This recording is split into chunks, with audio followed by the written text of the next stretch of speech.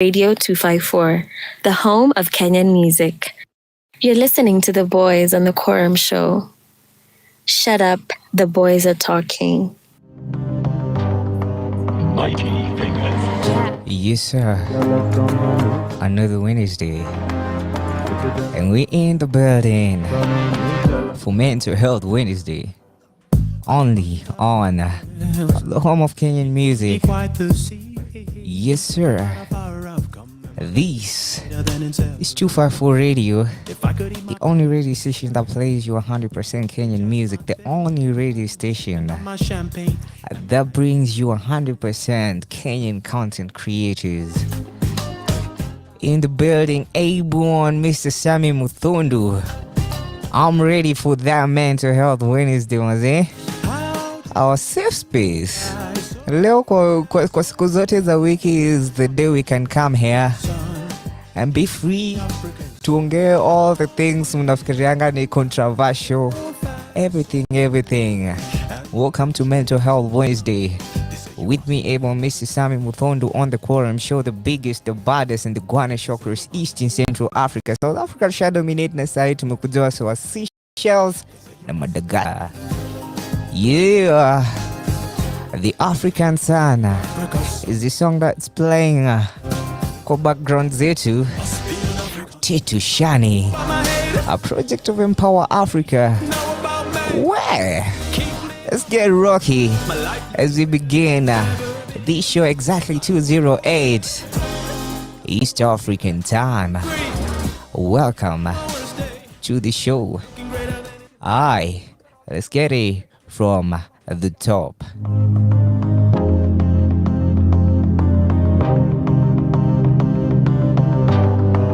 Mighty fingers.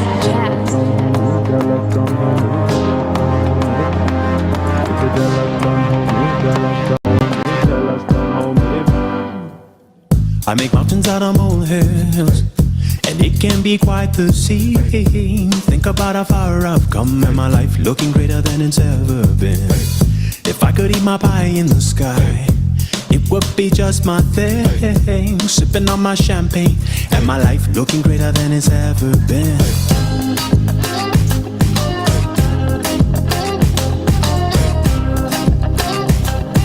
My life looking greater than it's ever been. How did you rise so fast, so high, and not melt your wings in the sun? You must be Africa's son. How did you rise so fast, so high, and not melt your wings in the sun? They say you must be an African. They say you must be Africa's son. They say you must be an African. They say you must be Africa's son. You must be an African. I don't know about my haters, but they should know about me.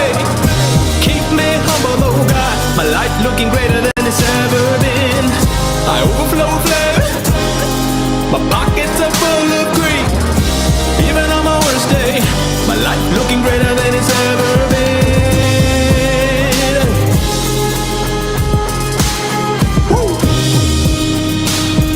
My life looking greater than it's ever been.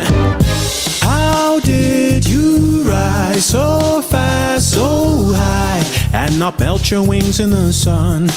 You must be Africa's son. How did you rise so fast, so high, and not melt your wings in the sun? They say you must be an African. They say you must be Africa's son. They say you must be an African. They say you must be Africa's son. You must be an African. You jealous, don't hold me, jealous, don't hold me, jealous, don't hold me back. If you jealous, don't hold me, jealous, don't hold me, jealous, don't hold me back. If you jealous, don't hold me, jealous, don't hold me, jealous, don't hold me back. If you jealous, don't hold me, jealous, don't hold me, jealous, don't hold me back. If you jealous, don't hold me back. Jealous, don't hold me, no, no, no. If you're jealous, don't hold me back. I'm saying, please don't jealous me. Please don't jealous me. I'm singing, Please don't. jealous me. Please don't jealous me. I'm singing, Please don't jealous me. Yo. Leo nimekuja na kishindo. I'm telling you, this Mental Health Wednesday is gonna be a different one because leo sijaanza na zile nyimbo zetu tunaanzanga ati chini tunaenda tukipick up pace. No, African Sound by Titu Shani playing live on 254 Radio, the home of Kenyan music. Welcome to Mental Health Wednesday. I guess unaona ni nini leo sijui kama nimeanza teketeke, but you people tell me what kind of playlist I'm trying to make today, because I have an agenda. Yes sir. Please don't jealous me. Yeah, man like Titu Shani on the 27th of July, man like Titu Shani me to invite Kiko Cafe. Atakuwa ana solo show right here, and we'll be there to support a brother. So brother Cheno, big up yourself for always putting out good positive music out here mazi. Na Empower Africa wametambua. Yes sir, Empower Africa, if you don't know, ni record label fulani ya Mr. Easy from Nigeria. So yeah, Kenyan music is a big deal, na hapa tunakuanga each and every 24 hours preaching the gospel of Kenyan music. Wewe, my people, hey, I'm so excited. I guess no man hata playlist ya leo ina reflect my inside mood, because leo niko na an amazing guest coming through. Also, kesho I'll have an amazing guest coming through. Life is for the living, don't you know? Yeah, let me tell you, the Quorum Show is a place where you get timely entertainment, the conversations. You can't count on it.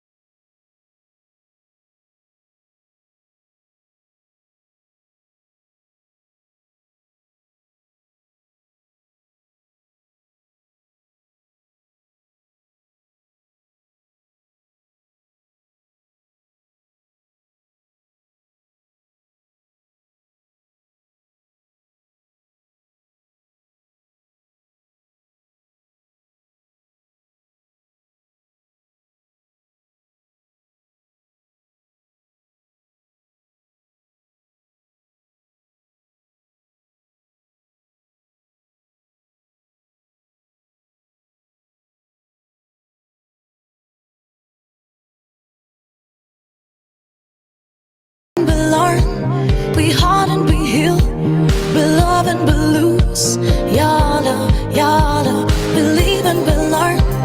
We hard and we heal, we love and we lose, but we still push on. Oh man, I'm more told never when you need so I can take that day and time, and you will get there. Chicky cha,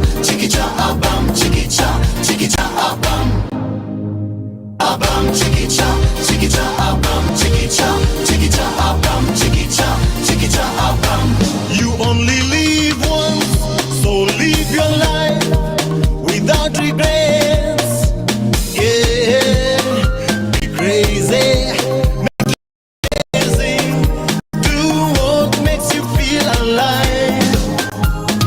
Every time you lose yourself in anything that makes you happy, live it passionately. Unachibamba, make it every day count. Every day count. Chiquita, chiquita, bum, chiquita, chiquita, bum, chiquita, chiquita, bum,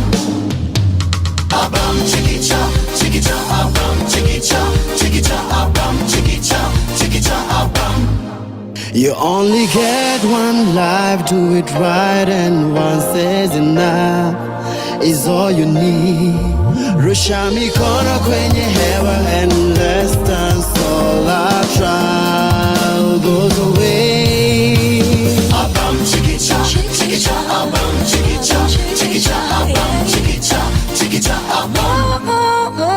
Abam chiquita, chiquita, abam chiquita, chiquita, abam chiquita, chiquita, abam. Yeah.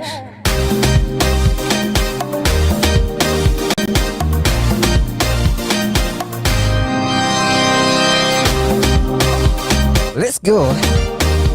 Aha. Abam. Abam chiquita, chiquita, abam chiquita, chiquita, abam chiquita, chiquita, abam. Abam chiquita, chiquita, abam chiquita, chiquita, abam chiquita, chiquita, abam. Yo. Ish. Mwana mpaka wa groove. Na natoka miondoko kwa studio. When the music gets you, it gets you. Yes. Chikicha. You wote mnakumbuka hiyo dance. Remember that. Yeah, that is Abam Chikicha by Nisisi Band playing live on 254 Radio, the home of Kenyan music, the only radio station that plays you 100% Kenyan music. The only radio station that brings you 100% Kenyan content creators. We pride ourselves in that. Thank you for the love. And we appreciate and love what you do right here on the Quorum Show on 254 Radio. We thank you for existing and putting out good Kenyan music. Kama si nyinyi watu, hatungekuwa hapa, hatungekuwa tena kazi. Tungekuwa tunasema there is no Kenyan music good enough ya kuplay 24/7 365 days a year. Hatungekuwa na kazi. But you actually put out good Kenyan music and I'm grateful for that.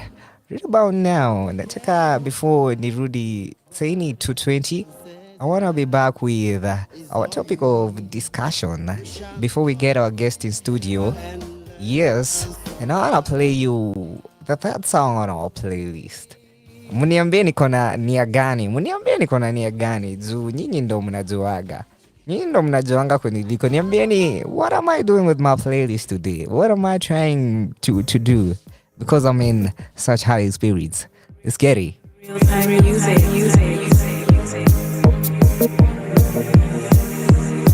South C, South B, 1, 2, 3, West D, can't get me, Namanani baby. Ain't no city like my city, oh no. Nairobi, they can do it like we do it in the 254. Nairobi, my hustler, my damn so cool, my head, voodoo, I love city, oh yes I do. Nairobi. 25 flow, we on a wave, kamixa dem akufu vile na bounce kwa hit track. Ukipenda hala chuchu, jiwe, mayoyo, hey, we got the nunu, I'm in love with my city. Boss, I'm going kuku, hey, hini ya madem wale ukulenga mtaani, mkikutana na wave kwa mbali, luku ni ya wadhi, utadhani Tamford, boda. Hey, niko idha mapanga saira kanganya. Big up my hustlers wanaotamak, my foreigners wale makwao wamehama, machoko shwale jiji kwao pia ni mama. I'm keeping it real, keeping it local. I'm so raw, original flow though. And Nairobi, ay. It's magic when I'm on the mic, mzee ya ay. Ain't no city like my city, oh no. Nairobi, they can do it like we do it in the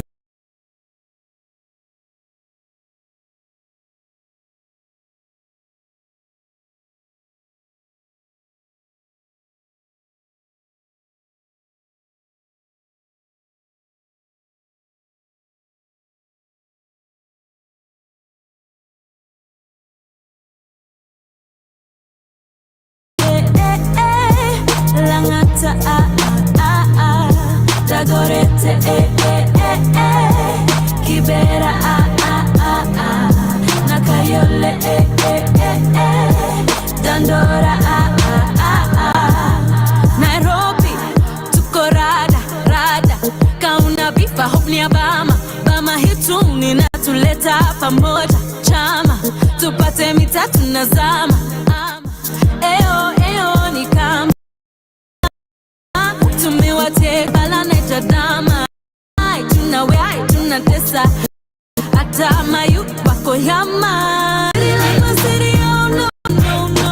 Nairo they can do it, we do it in the 254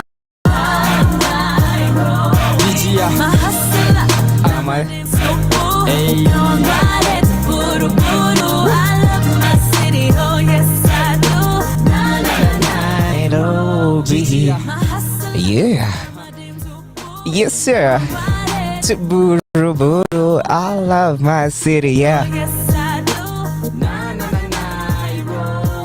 Mayonde Stone G, we coming through right there with Nairobi. That is a dope track, mazina. Big up Stone G na Mayonde. Hiyo ni legendary track. You know, ile ngoma unaweza ambia mtu land Kenya and is like, you know, I want to see a song and know the city. Wanamchezea Nairobi by Mayonde and Stone G. It's exactly 2:24 p.m. East African time. Kwa chronometer yangu inanionyesha ni Wednesday the 5th of July. I was talking to a friend of mine and that friend of mine anakuanga na some knowledge yenye ainanga watu wengi. So aliniambia something about that for the past 1-2 weeks amekuwa introspective more than usual and nikamwambia okay why do you think umekuwa like that? Kaniambia sasa hata si mimi, it's the planets. Okay, planets, now I hear planets zimefanya nini? Kaniambia the outer planets, zile planets ziko kwa orbit ya sun ya mwisho, Pluto, Uranus na Neptune. Akaniambia zimekuwa retro. And also akaniambia Venus iko retro. Okay. Kaambia retro.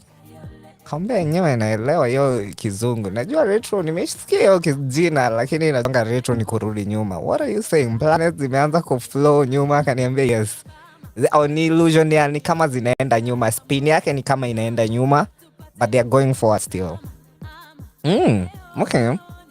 Nikamwambia baby hata mimi kuna vile hata mimi nimekuwa hermit mode for the past 2-3 weeks. Nimekuwa kinda hermit mode bila hata mimi ku notice. Ni kama nimekuwa keeping it to myself, reflections, kuangalia majournal, ku notice growth yako, ku notice kwenye nimetoka for the past few years. Nikamwambia imekuwa happen like that. Akaniambia yes, ni because of the planets. Yangu anakuanga mtu maana sana. Nipatianga ma tips zingine nakuanga najiprepare beforehand. Kwanza ananiambia that kutoka 17th 17th of July, the north nodes, sijui hizo ziko wapi, lakini north nodes zita switch to Aries, and when they switch to Aries, kama uko na creative projects, this is your time to go. Unaona sasa wanipatia matips sikuwa najua, singewaijua. You see, but Ali trigger something in me about introspection and going to hermit mode na kuanalyze what you have achieved ama how far you have come. Na it was not only with him that nili notice watu wamekuwa waki reflect on their past, on where they've come. Na watu wamekuwa, the past has been pulling up on people, so past imekuwa iki catch up na wasi in the recent few. And the thing mimi nimekuwa nikifikiria sana during that retrospection time ni how that happiness imekuwa ime change meaning over time to me. Nilikuwa na a different meaning of happiness an year ago, 6 months ago, and I think 2 months ago. Each and every day na learn new definitions of happiness and what happiness is. Nilikuwa nimezoea, umetoka huku nje, happiness ni about sensations na all the pleasure you get, all the things unaweza hold, all the things watu wanaweza ona ni achievable, the fame, the popularity. But nimekam ku realize that kuna parts ya life yangu when I didn't have the much that I have, na I was happier ama ningejiambia I'm at a better place. And imekuwa heavy philosophical journey nimekuwa nayo the past 2 weeks, and I'll be back to tell you more about that. But nataka leo niambie kama wewe umekuwa habit mode, kama the past 2-3 weeks umekuwa ukireflect on the past, on your journey, on the progress you may make so far in your life, your personal life. Tell me kama wewe best yangu ananichocha ama ni astrologist, my personal astrologist. Tell me about that.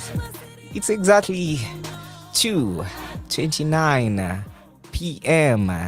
na sasa mimi niko karibu kuwaletea my guest, but before my guest aingie, I want you people to tell me kama mmekuwa retro, mmekuwa ndani, mmekuwa mkireflect on your progress. If you have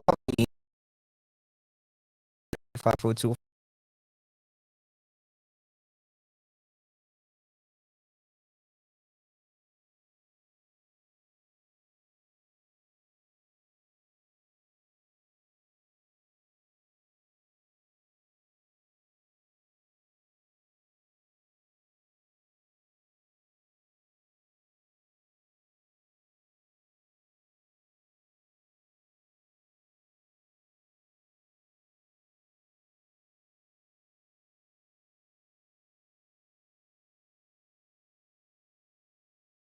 love me na kumiss when you go, no breaking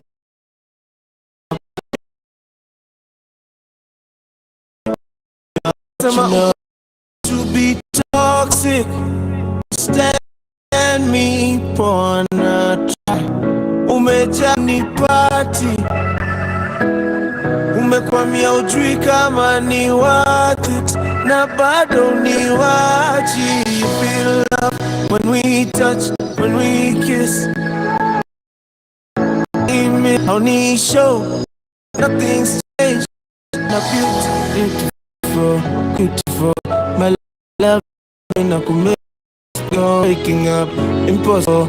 I love you, I have to let you know. Go beautiful, my love, me not miss when you go. No breaking up, impossible. I love you, I have to let you know. So down with the talk,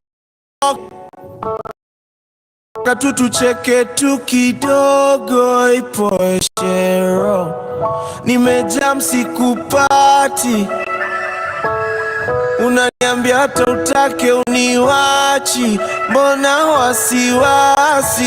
I feel love when we touch, when we kiss. Nakumiss, nakushow, nothing's changed. My love on the beautiful, beautiful. My love me nakumiss when you go. No breaking up, impossible. I love you, I have to let you know. Go beautiful, go beautiful. My love me nakumiss when you go. No breaking up, impossible.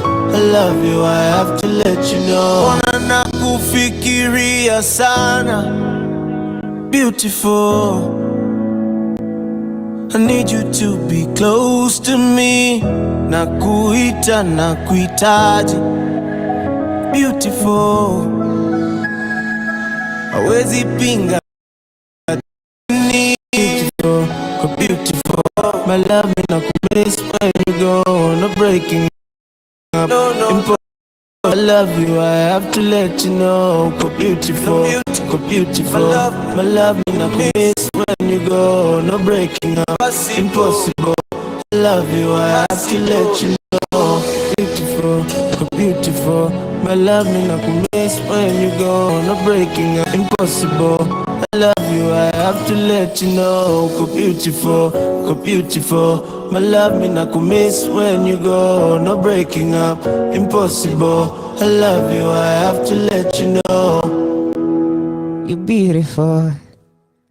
Have to let you know. You're beautiful. Yes, so that's Nyushinsky reminding you of how beautiful you are. Now how? Yeah? We're winning Malisafi. Limited edition. Imagine there's no one else like you. Like we're winning endangered species. Endangered species. There's nobody like you. Shinsky with some beautiful vibes playing right here on the Quorum Show Mental Health Wednesday. And I'm seeing my people's watu wangu wa Facebook ndo wanakuanga wamechangamka, ile design napendanga watu wa Facebook. Watu wa Facebook wameanza kuchangia to my topic of discussion. You know, me asking you kama the past 2-3 weeks umekuwa hermit mode, have you been introspective, umekuwa in the inside the progress you've made for the past few years. The planets are to help us do that and not to make, you know, better choices. To do a pia kama tunaendelea kupush what we pushing ama we take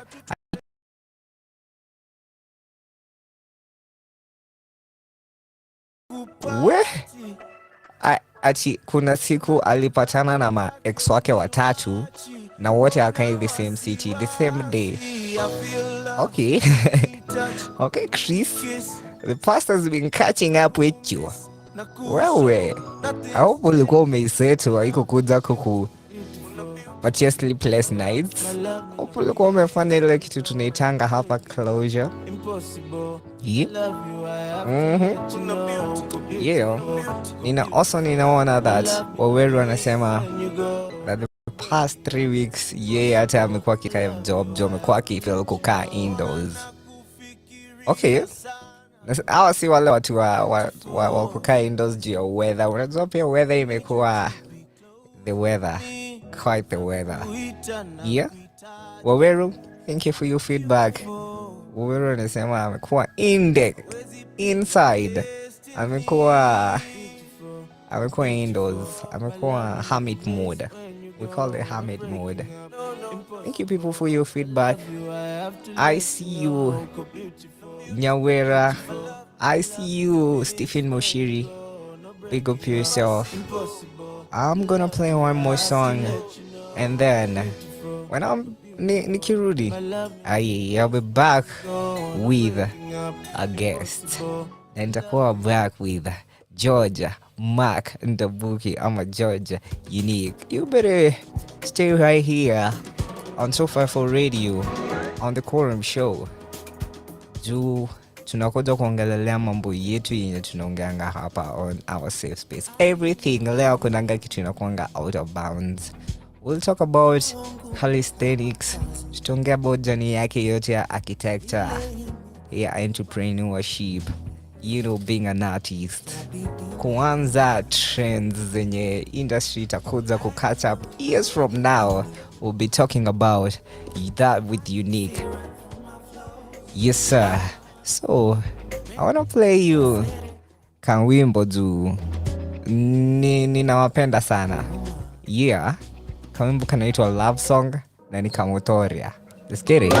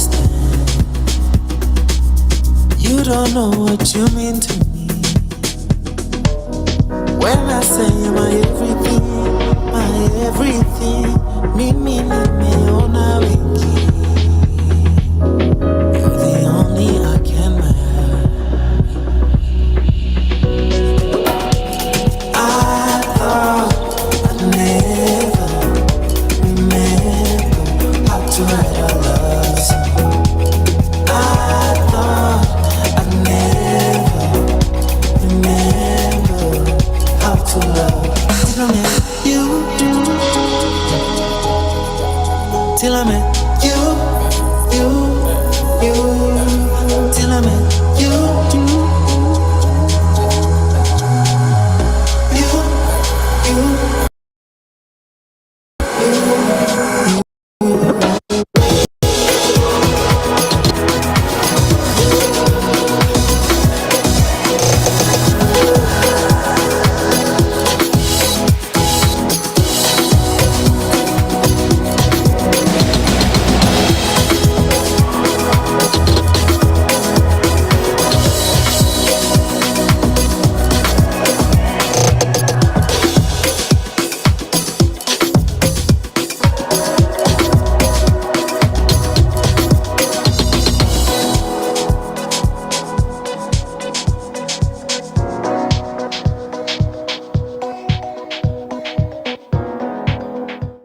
There is Love Song by Motoria. And you people can already see that my guest is in the building. Yes, and I'll be back with him in exactly T minus 4 seconds. I'm 4 minutes. Let me play you Kishukutwa by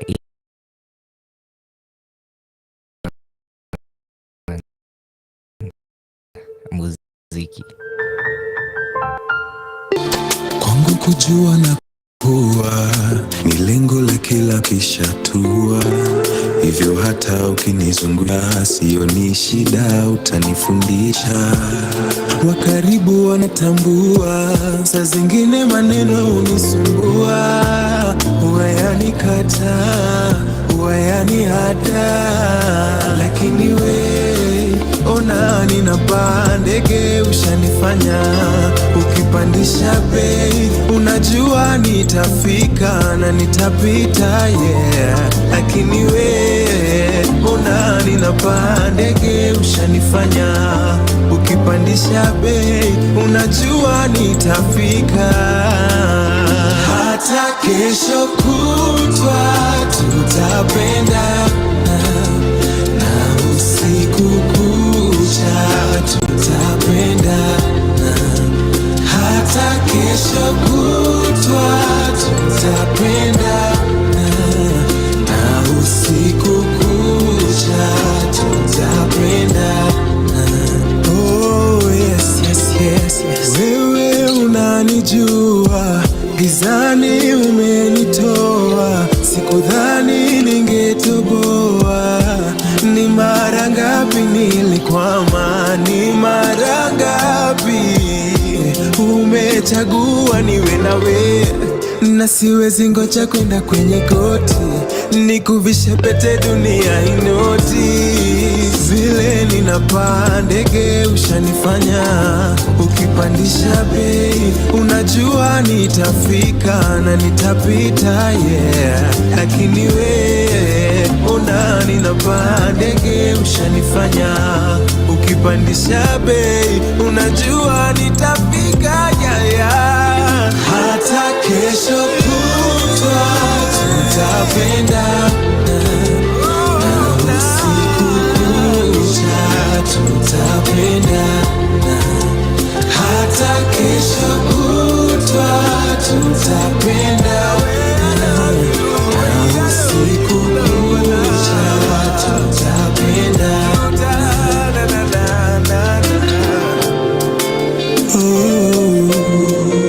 I promise to love you. You inspire me. You are. Oh yes, oh yes, oh yes. We've given love a chance.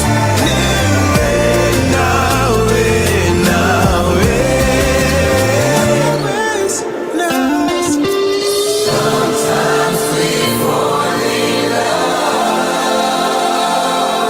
love is always enough. Sometimes we fall in love is always enough. Hata kesho kutwa na usiku, na usiku, kesho, kesho, kesho,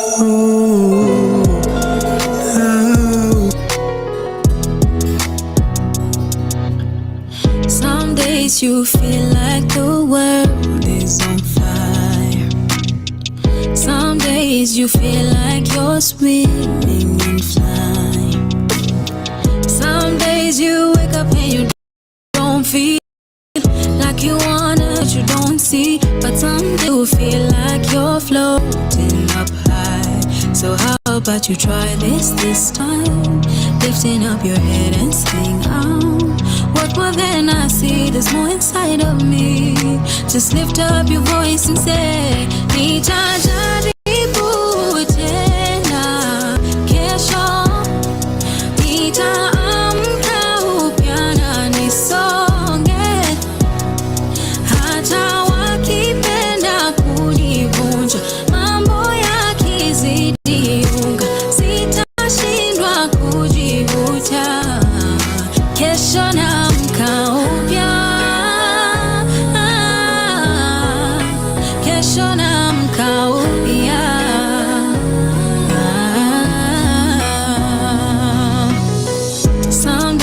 Cause I know that you think of surviving, but you sleep and wake up and don't feel like fighting. But there's space in your soul to keep wanting more, to desert your soul. But some days you know that their words, they mean nothing. So how about you try this time? Lifting up your head and say, worth more than I see, there's more inside of me. Just lift up your voice and say, nitajaribu tena kesho, nitaamka upya na nisonge, hata wakipenda kunivunja, mambo yakizidi unga, sitashindwa kujivuta. Kesho naamka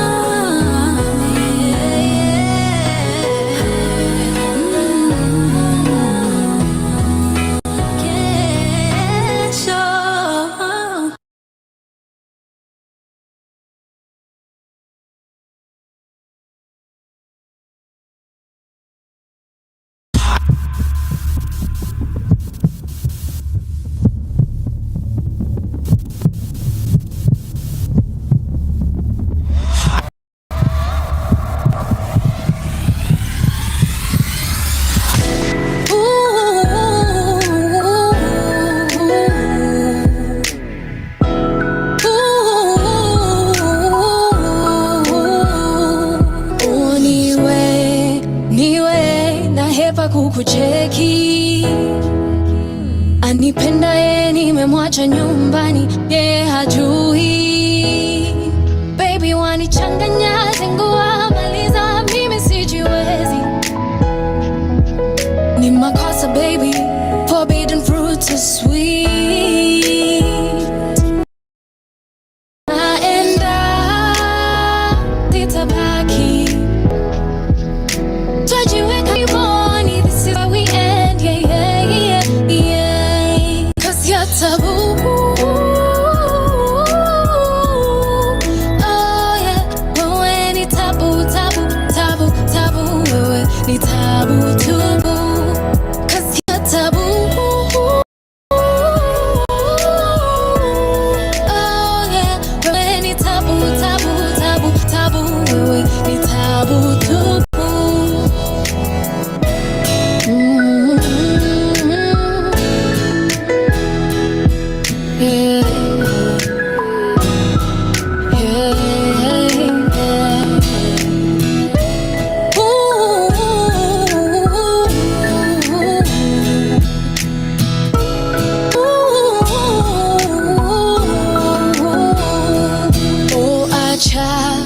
Acha kunishika mkono hivo, ninahisi mengi ila ninajua kuna kikomo. Si upendo ni mchezo, uongo si tumeamini. Najaribu kumpenda niliye naye, go on and let me be. Naenda, mimi sitabaki, twajiweka shimoni, this is where we end, yeah, yeah, yeah. Cause oh yeah, wewe ni tabu, tabu, tabu. Wewe ni tabu, tubu. Cause the tabu, oh yeah, wewe ni tabu, tabu, tabu, tabu. Wewe ni tabu, tubu.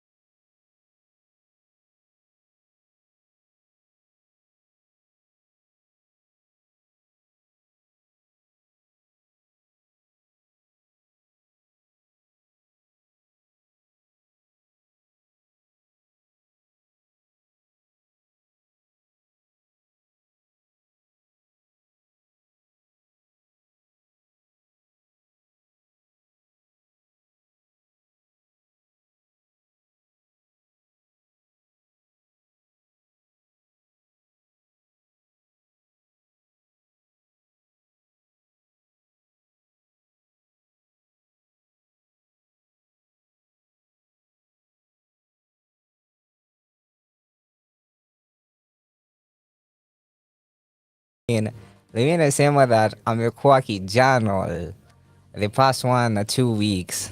Awesome for you, Louis. Yeah, I've been gone for a minute, but we're back at it. Ni exactly 2:53 p.m. East African time. Na in the building. Yes. Nakuanga na drum rolls zangu ziko hapa, ziko mahali. Yes sir, yes sir.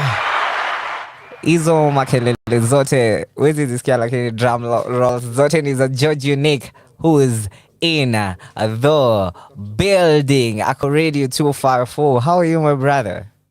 Thank you for at least inviting me. Karibu Radio 254. I'm well, very well. Yes sir. Yeah. Sijui kama umepotea before umefika huku. Was it hard to find this place? To be honest, architecture, yes, it is very hard to find. Architecturally. Yes.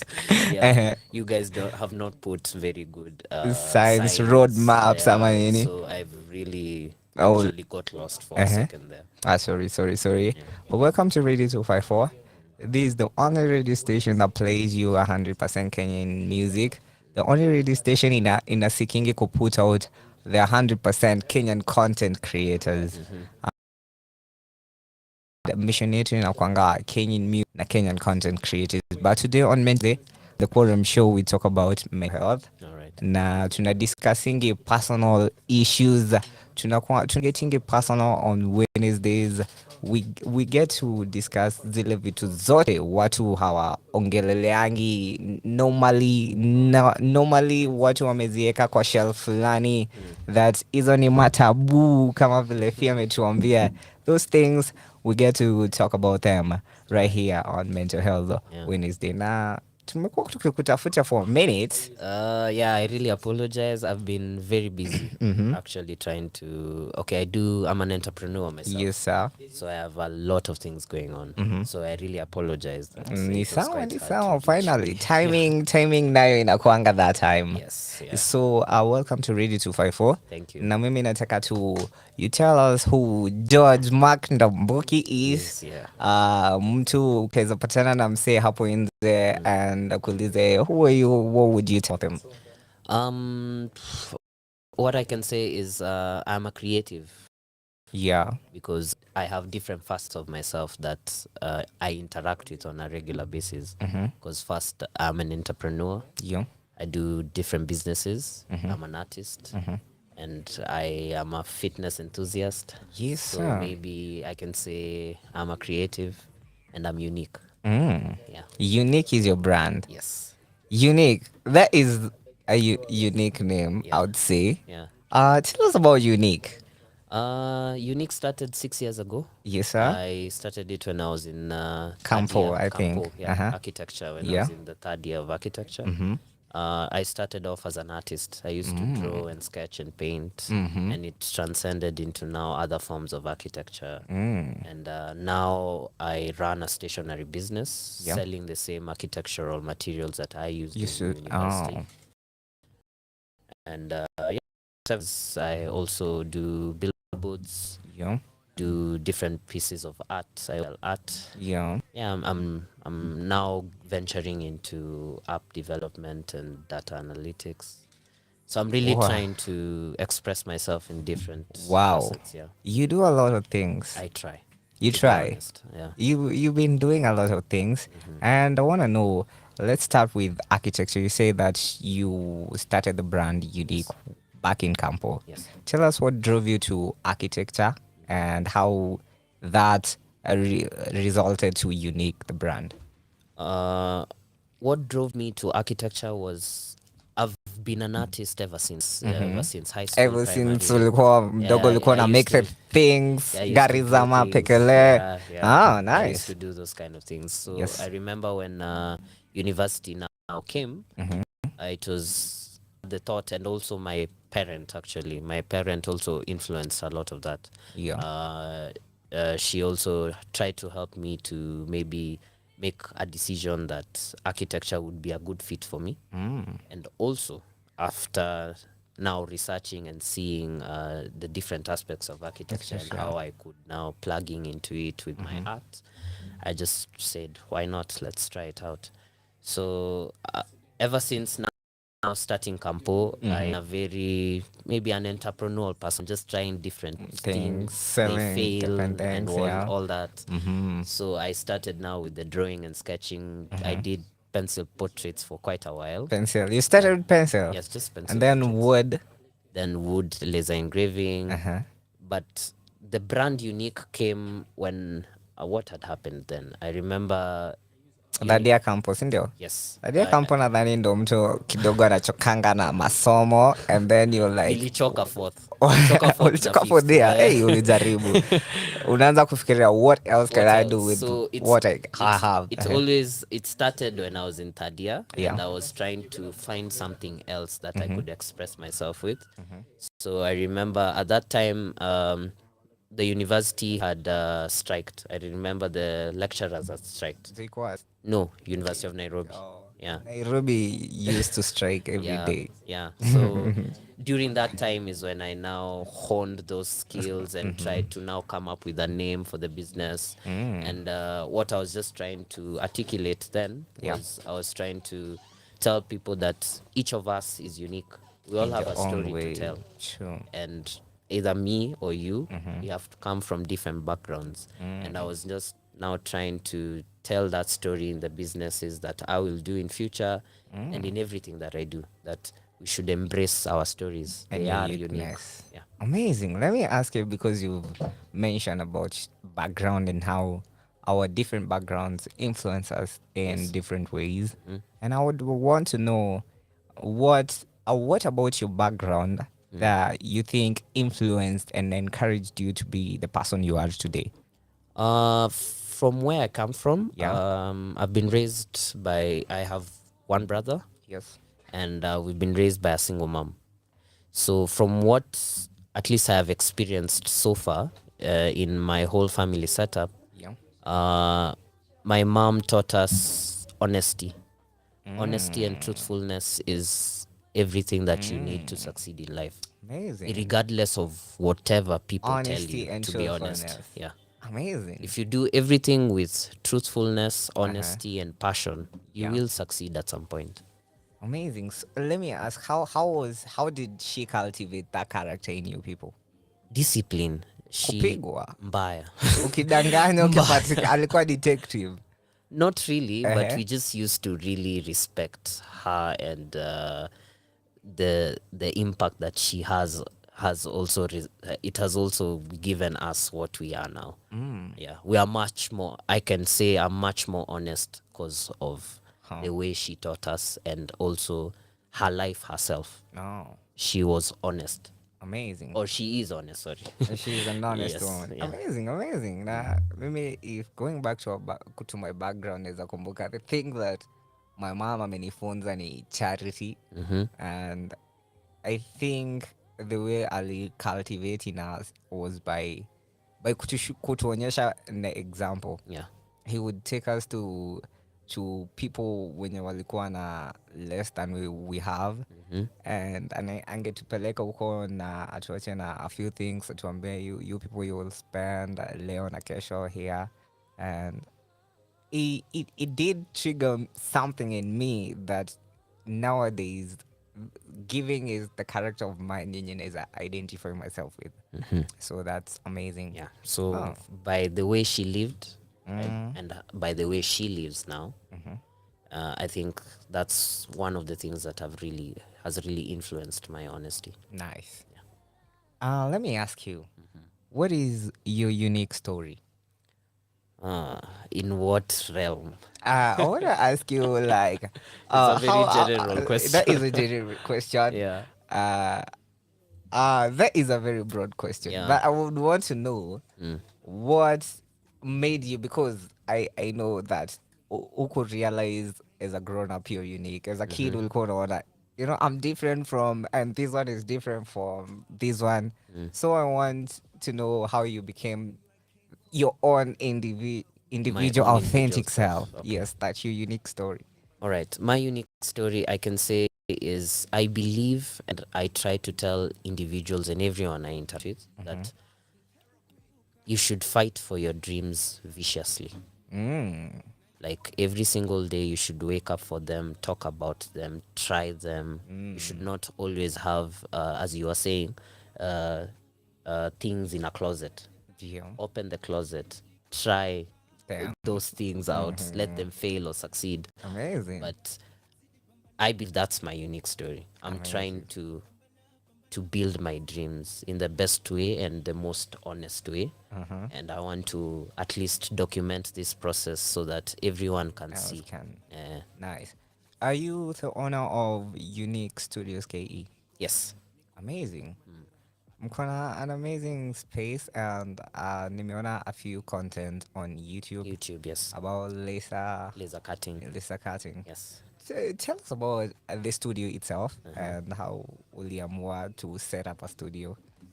When I okay, the name studios doesn't necessarily mean it's mean a studio, yes. Yeah. But it's a studio in a place where creatives to create. Yes. Yeah. I am okay. The main reason as to why I called it a studio was I'm trying to incorporate different aspects of architecture, and the first one was at least the one that I've mentioned, the stationery shop.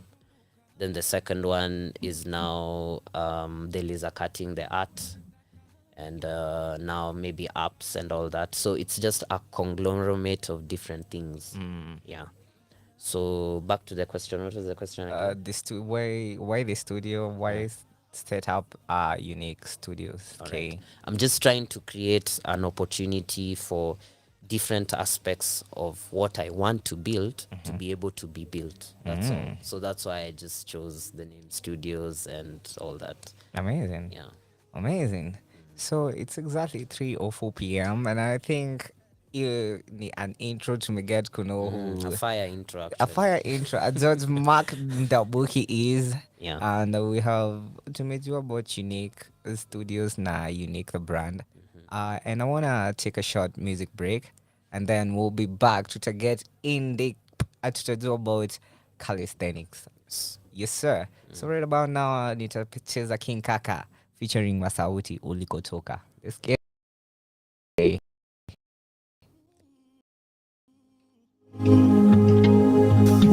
Power face kumkono, my success in a pesa wa test kumdomo. They wanted to X me. Mama kwa jikoni praying for our next meal. Time is in a coco compete na garbage. Rookie ana coco speed ya Mbappe. It's land on my place. I keep telling you I came from a bad place. Self-made, deep state to kondani. Wife ali put up time only my mom could love me. Almost criminal, heavens could hug me. Atitaze nozo kwa bars ni therapy. Tell them na deliver bars ni therapy. Ulikotoka, najua wezi taka kurudi ulikotoka. Basi kumbuka ulikotoka, najua wezi taka kurudi ulikotoka. Basi pambana, zidi pambana. Basi pambana, zidi pambana. Basi pambana,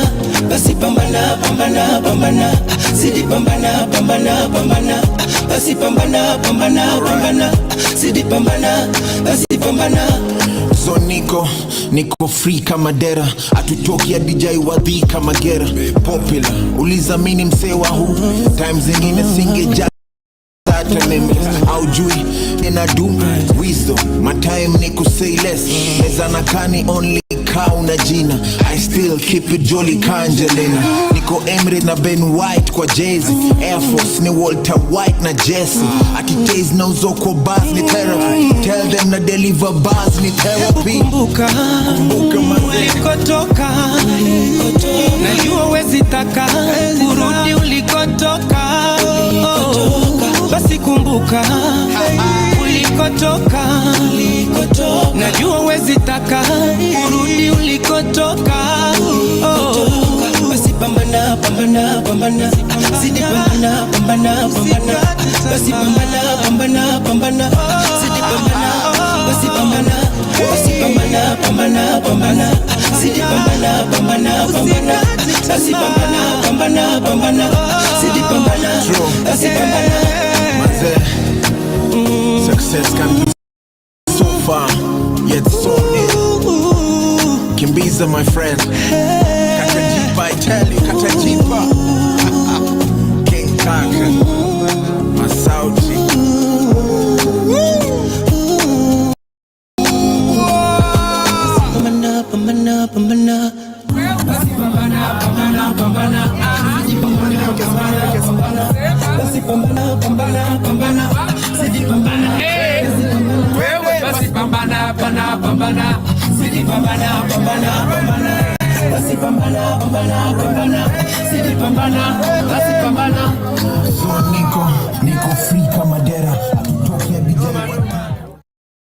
Yes sir, basi pambana pambana pambana. And Unique anatuambia that yeye ana believe Unique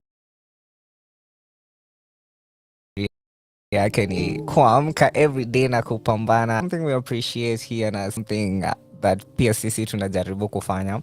And I want to start off the next segment is a little deep. Nikuulize what kind of struggles umekuwa ukipatana nazo on your journey, on chasing your dreams, each and every day struggles. I want to know about the each and every day struggles zenye una struggling nazo. Actually, that's a very good question. My biggest challenge and my daily struggles is your mind, my mind especially. Oh, yes, sir. Because, you know, every time you're trying to build something that has not been there before, you start to doubt yourself. Wewe mwenyewe. Hey, maswali utajiuliza. Yeah, so the challenge is trying to be able to control that voice in your brain, trying to tell you that you can't do whatever you're trying to do. Wow. And I think my biggest struggle, because I believe if you believe in yourself, everyone else will, because it will transcend. True. Yeah. Ni communicable ama it's Yeah. So I think if you can be able to control your mind, especially those inner thoughts that are telling you you can't, or you're not good enough, or this thing might not work, this thing isn't worth it. That has been my biggest challenge. Amazing. Yeah, to be honest. For real. Yeah. I would want to know vile ume evolve in handling your mind and in managing your thoughts, because you know mind ni a place for thoughts, and I would be only show a different time where different way, but may get to another point where you can see vitu clearly, now react logically. Tell me about that. What I can say is, what was the question again? You tell me about one place ulikuwa mind yako ko like, I can't handle this too much for me. So actually even workout is for the mind. And you've asked a question that if I'm able to control it now, I personally think that very few people can. True. And I still believe it's a constant process. It's not like I've done it and I've every single day. So it's a constant thing. It's a constant work. Yeah. Because you're trying to build a relationship with yourself. Yeah. Nice. Yeah. Well, let me tell you, when I started working on my mind, it took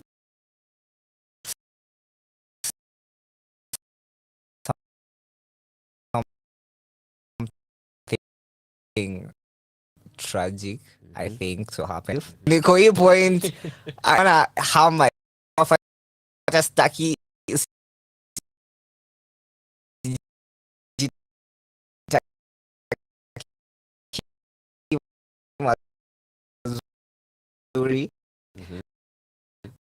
so I would want to know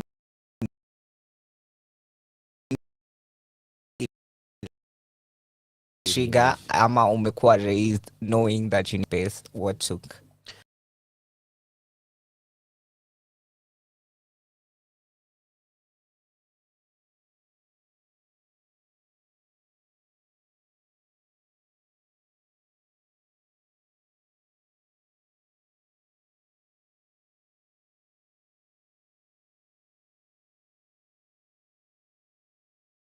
Very bad State of mind, state of body, state of everything. Yeah, the business was doing good, that I can say confidently, but myself, I wasn't doing so well. Then I got chicken pox. Actually, that was the first time umepata chicken. sipata chicken pox. Wow. So hiyo ikaniangusha even more. So I remember I was still selling at the shop even with the chicken pox. But I remember that was one of the hardest days. And that was one of the days that I really now need to sort this out. Yeah, because I had lost weight. I wasn't so well, to be honest. Wow. Wow. I would want to know, nini ulifanya the very first thing, the ones that could change that? I guess when ukiwa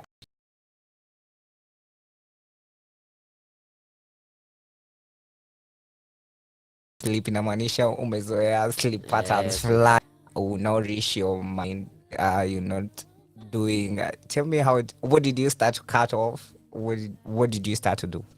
At least what I knew, even at the back of my head during that period of time, was I knew that the only thing that can get me out of this space of constant you're not believing yourself, you're not okay, you're overthinking, your mind is just shouting inside there. It can get loud. Yeah, it can get very loud. At the back of my head, I knew that working out will at least make things silent, at least for a period of time. Yes. Yeah. At least during the your time when I work out. Yeah. And at least that can transcend to the things that I'm doing on a daily basis. Yeah. So how did I start? I just started with the normal skipping rope. I just went and bought a skipping rope in town. I bought it Evo 2. And I said, today I'll try 100 skips after work. Yeah. And but the challenge was I never became consistent. It's hard. Yeah. Nimejaribu once, twice, then I just said this is nonsense. Like, wow. Because I was asking myself, and this is another thought that always comes to my brain. Bill Gates doesn't work out. I go fine. Why am I working out? Now let's get to what is sasa tutumia maswali, because we are getting to that techniques. The first question tulipata ni Sally tuambie, hebu ni explain to us kama little like a toddler calisthenics ni nini, alafu pia after that you tell us the relationship between our mind and our body. Right. Calisthenics for a toddler. Yes. 101. Calisthenics 101. Yes. Calisthenics 101. By George. Yeah, actually, I will change my name at some point. Because now, see, I'm NDAMBUKI. Yeah. I'll remove the mark. Ikue? George Unique NDAMBUKI. Nawenda mpaka ufile kwa everything. DPP. Kila kitu nifanye. Nice. Because I believe and I think that the name Unique resonates with who I am and who I want to be. And I want you and everyone else to at least embrace that as time goes by, even in your own lives. Like, you should try to be the best version of yourselves. Yeah. So back to Calisthenics 101 for a toddler. Yes, sir. Calisthenics is just body weight exercises. Body weight exercises. Simplest of forms. So anything like press-ups, press-ups. Yes. Yeah, everyone knows a press-up. Pull-up. Squats. Any exercises that utilizes your body as the form of resistance is calisthenics. So sit-ups, pull-ups, the basics, yeah. Nice. Squats. Yeah, that is just calisthenics. Nice. Nothing major. It's just a fancy word for doing things with your body. Yes. Someone alikuwa anataka kujua what is the difference between cardio na calisthenics. And I think ni the same person mwenye alikuwa anauliza explaining calisthenics as a 5-year-old. Yeah. At least in my own rudimental thought process, I think cardio is just very rapid movement. Exercise. Yeah. So like running, jumping, skipping. Also skipping is part of cardio. Cardio weights? No, weights haziko cardio. No. Nice. Yeah. So anything that just requires vigor. Yeah. In my own view, I'm not so sure. They can confirm. Nice. Yeah. Now I want to know, a relationship ya body na mind inakwanga just because we host a doctor here anaitangwa the barefoot doctor hatavangi viatu. I think I've seen him. Umona Yeah. Hamisi Kote. Yeah. And alikuwa na to explain here that unaweza kuwa mgonjwa somewhere uko na headaches part fulani ya kichwa and then yeye atamanipulate some place in your palm and then you'll get some kind of release. Utafeel like alikuwa anasema every part of our mind iko connected to another part of our body. Yes. So okay, work out that part of the body, una work out the mind. The mind. Okay, work out that part of the mind, pia ni inverse. Okay.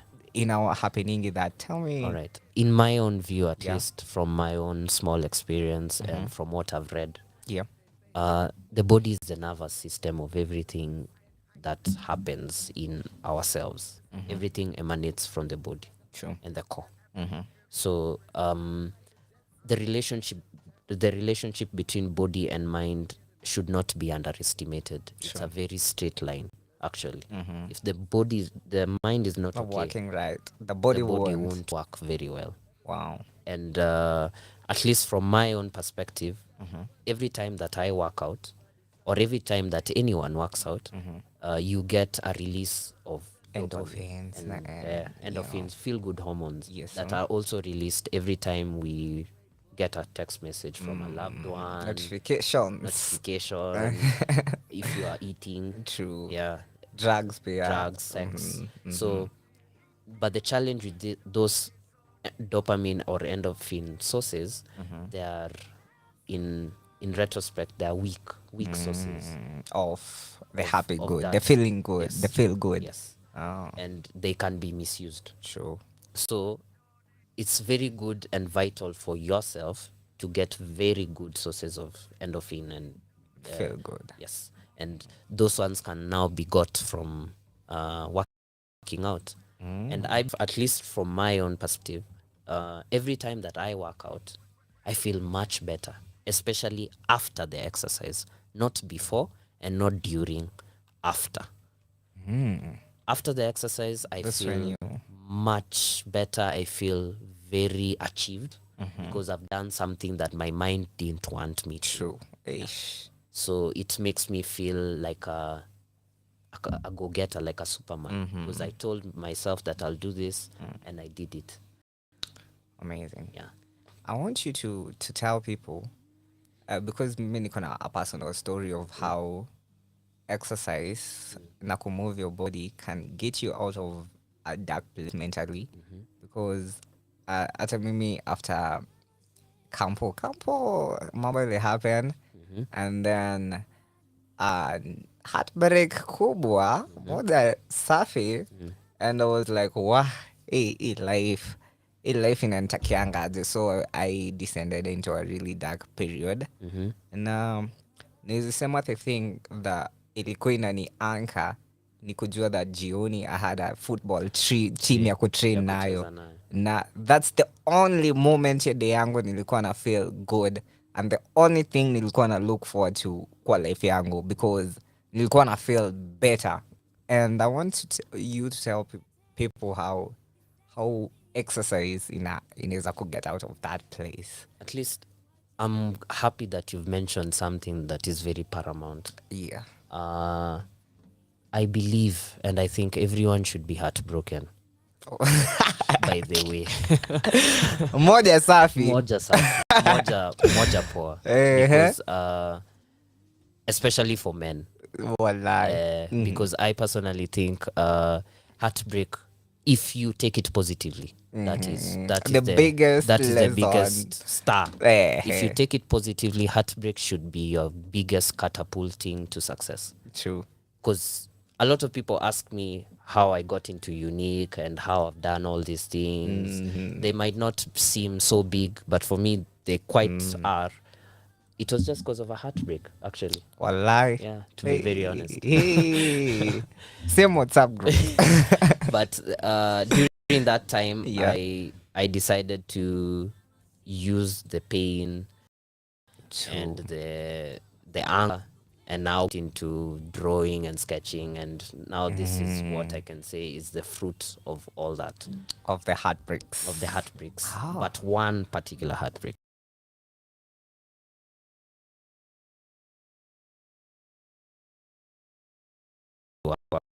Wakupe moja. Yes. You did one. Oh, just one proper one. Get in line. So, I think kuna this quote nilisikia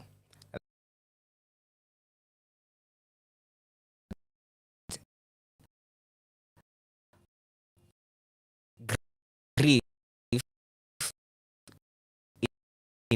na ending your youth. Yes. It forces you to how now exercise gets you from a dark place. True.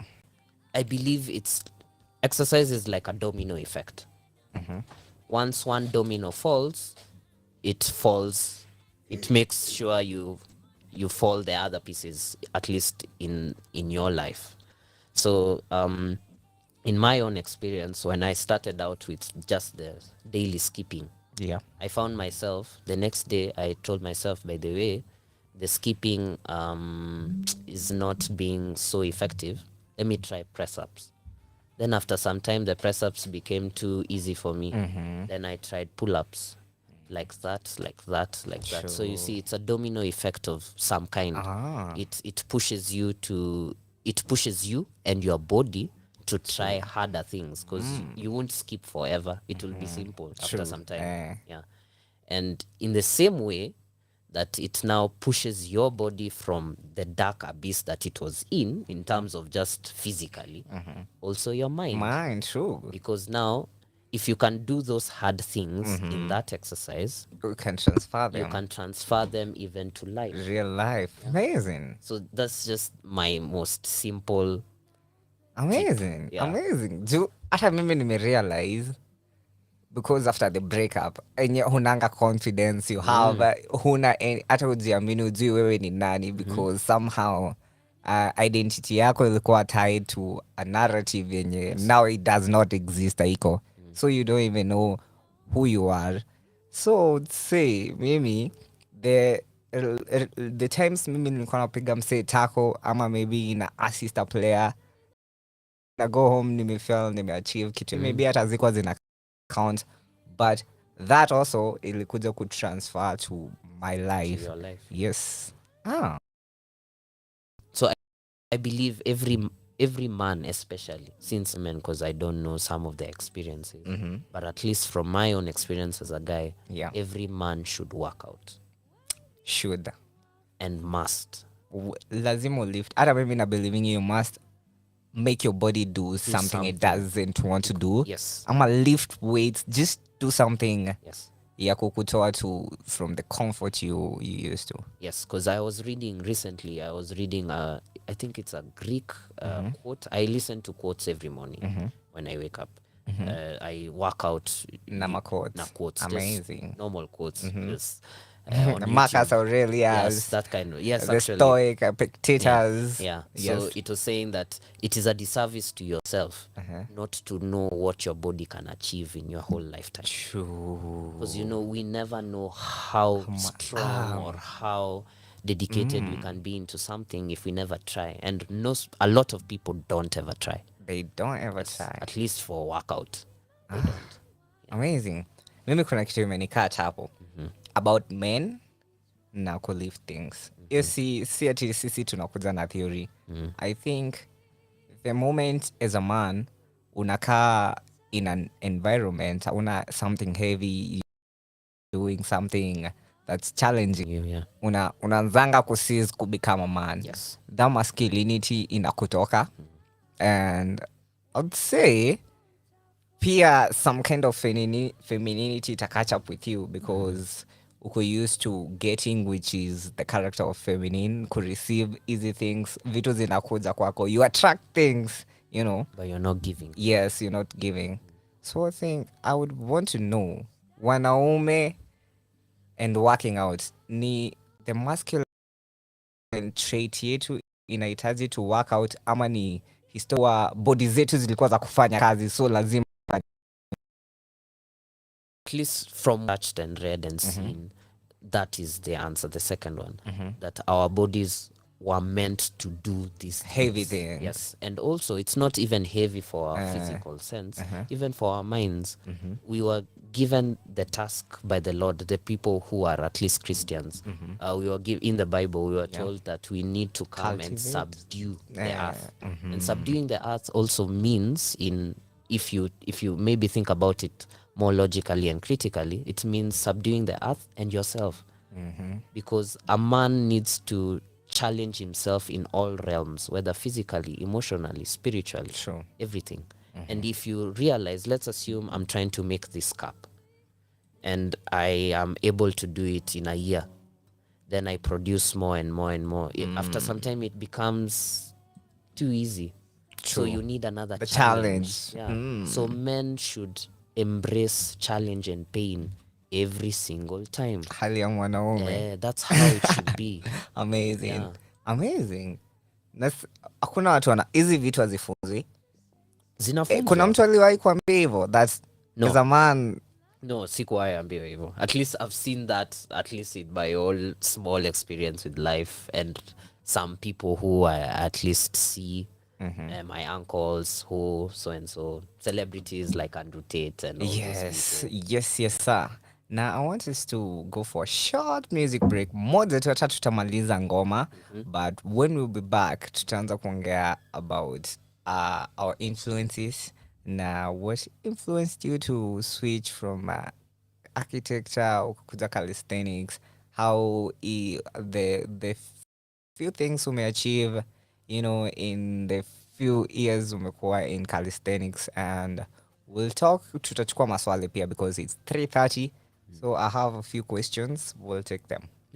All right. So right about now, I want to play you something by Blinky Bill, Mungu Halali. Let's get it. Zaji mkongwe katika nchi yetu ya Kenya.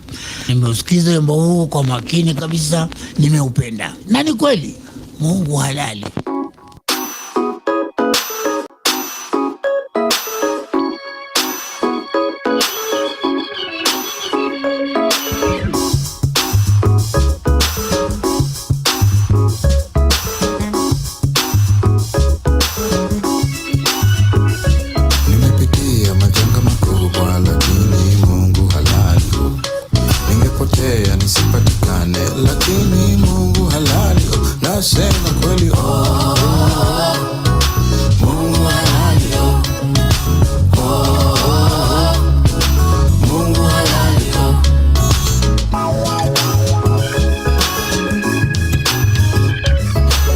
Si lazima unikumbushe kuwa mimi mwenye dhambi. Najua tena sana, najijua tena sana. Si lazima useme kuwa mnyonge kweli hana haki. Naona kila siku, tunaona kila siku. Kwa neema nasimama, ila mwamba ni salama. Binadamu hanitishi, natembea kwa imani. Kwa neema nasimama, ila mwamba ni salama. Binadamu hanitishi, mimi natembea kwa imani. Nimepitia majanga makubwa, lakini Mungu halali. Ningepotea nisipatikane, lakini Mungu halali. Nasema kweli, Mungu halali. Mungu halali. Ashajionyesha, anajionyesha, atajionyesha. Ashajionyesha, atajionyesha.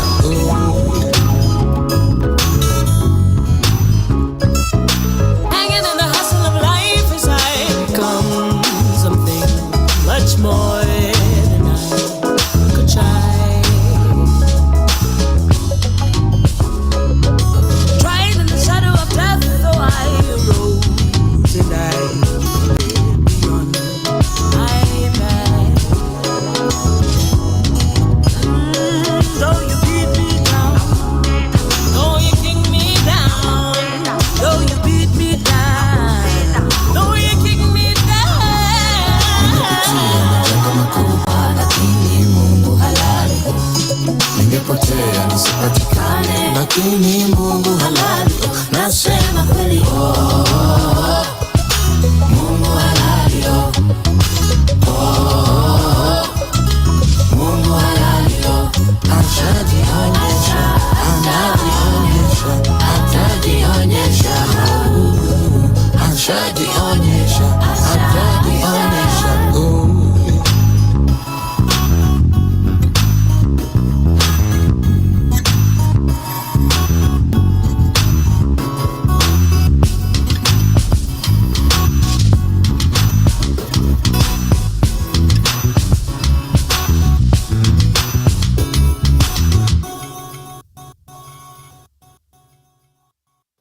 on the mics are open. Blinky Bill, Mungu Halali playing right here on 254 Radio, the home of Kenyan music in the building. I'm hosting the show with George Mark NDAMBUKI. You forgot Unique. Unique ndo nataka kuweka. Nataka niweka the big name. Unique. Yes, sir. Now, Unique, come on, I should join right about now. I need too many things in one person. A creative, an architecture, and a renewer, calisthenic enthusiast, and yeni a normal human being kama mimi. Amebrekiwa roho, kwa hivyo kona roho inavunjikanga. That I've learned today. And it's exactly 2:35 p.m. And I'm loving the conversation that's now. Mimi peke yangu. I can see a few people wenye wanana. Ninaona I see Mary Owino akisimia Unique sana. Yes, and anasema he loves to see you win. Yeah. So thank you Mary Owino for tuning in to Radio 25 the Quorum show on Mental Instinct. Sasa I want you to go back to conversation, have an awesome conversation that we have right here about our bodies, our mind, techniques na work out for men. Na hapo sasa ndo tunaanza. Let's say kuna a man right about now, yeye hawakingi out, atazaifikiria kuanza work out, and you'd want kuonyesha umse that working out is good for you. Working out is good for you. How would you get to them? Unaweza get hazi to someone how na si eti kitu unaweza explain yaone chini ukiona ni red, you know, because kama benefits za workout come later on sana. Okay. Yeah. Question. I'll give a quiz and an honest quiz for that matter. Yes. If I am fat or you are fat, let's assume you are fat. To choose from a muscular body and the fat body that you have. Oh, muscular any day. How many people would pick the muscular body? I am at least almost sure 99.9999 will pick the muscular, and just from that small just squeeze. Sure. We all know that everyone wants a good body. It's just that they don't want to work out. That's it. Amazing. It's not that they don't know the benefits or they don't see the benefits. They know the benefits, because if they were given a chance to choose, they would choose a masculine body. True. Amazing. And then there's our wanawake wenye wanawakingia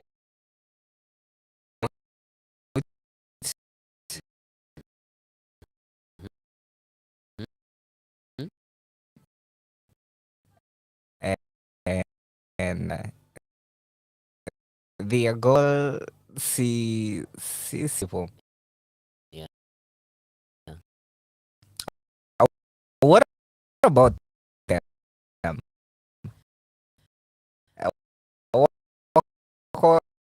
And the same line, in my own view,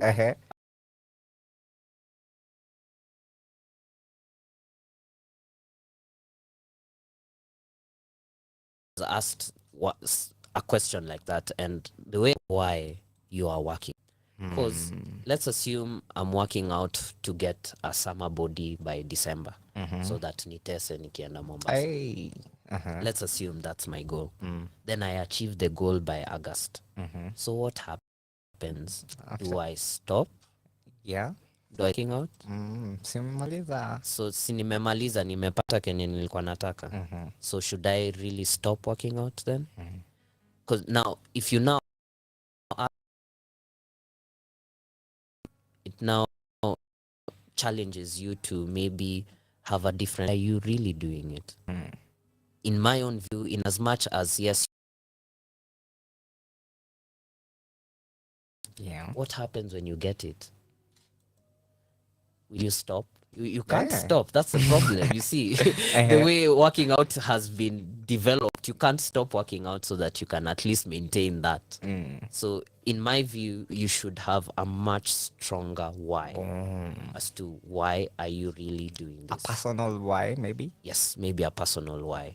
Yeah, a personal why as to why you're doing it. Maybe you want to get healthier. Maybe you want to control your mind like myself. Something more than just to look good outside. And I'll also talk to the ladies out there who think that they can work out, they can sport workout. It's actually called sport workout. To be honest, and at least from my own knowledge, there's nothing like that. Hakuna sport workout. If you want to, for example, lose the belly fat or grow your nyash, for example, you have to first lose a considerable amount of fat in your whole body first, so that you can at least reveal your ab muscles. Everyone has ab muscles, by the way. Kilamse. It's just It's just that a lot of people have a lot of fat muscles, fat top of their abs. But if you just lose it fast, you will reveal the abs below. So people should stop that notion of nataka ku lose weight hapa na ni grow hapa. It doesn't work like that. Yeah. To be honest. Amazing. And you should structure and have a stronger why. Why are you doing it? I believe it shouldn't be about the summer bodies, in my own view. Sure. Yeah. Amazing. In the same context, kuna these builders that wanna getting puffed or halved, watachukua more whey proteins, watachukua watadunga mavitu make them, bigger than they are. And wewe you on the other side, uko clinics, you use your body weight to mold yourself vile umejimold. Kwa watu wenye wameona poster, wameona you have the body kidogo, unaanza kujishuku kwa life. But I would want to know for wewe and our wengine wene wanna get proteins outside there, what kind of diets do you do? I just do normal food, to be honest. Wallahi, chapo madondo. Just normal food. A lot of smoothies and protein shakes. The protein shakes I make from jugu, maziwa, oats, pumpkins. But pumpkin squeezy ni more. Any uji power. Yeah, inaniharibia squeezy, so I don't know. But these different sources of protein, like whey proteins and steroids. Okay, I only have a problem with steroids, because steroids now those ones are not good, actually. Natural. They're not natural. But whey is not that bad, actually. Because whey is it's a supplement. It's a supplement, and it's also it's a byproduct of the production of milk. So it's not so bad, but there are talks about it not being a very good protein source as compared to just normal food. But normal food is just good enough for proteins. Yeah, just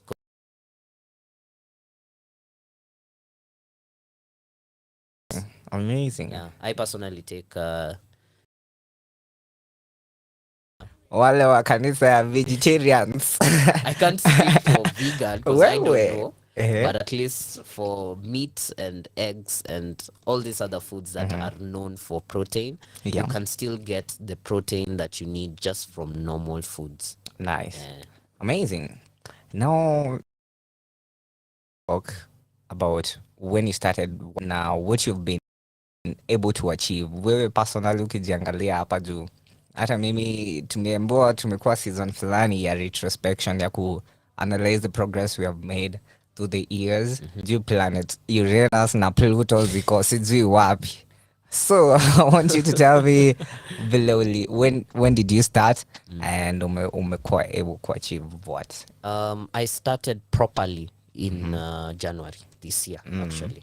I started January this year and I did a very complete workout for 4 months. That was until April when I now posted the photo on Twitter.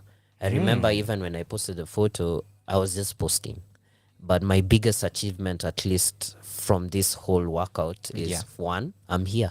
Yes, sir. I've never been to I've never been to a radio interview. For real? Ever. Yeah. I've been to TV, but I've never done I've never done this is a serious achievement in the sense that people noticed me because and they want to know more about it. And that photo, for example, did around 400,000 views on Twitter. Yes, sir.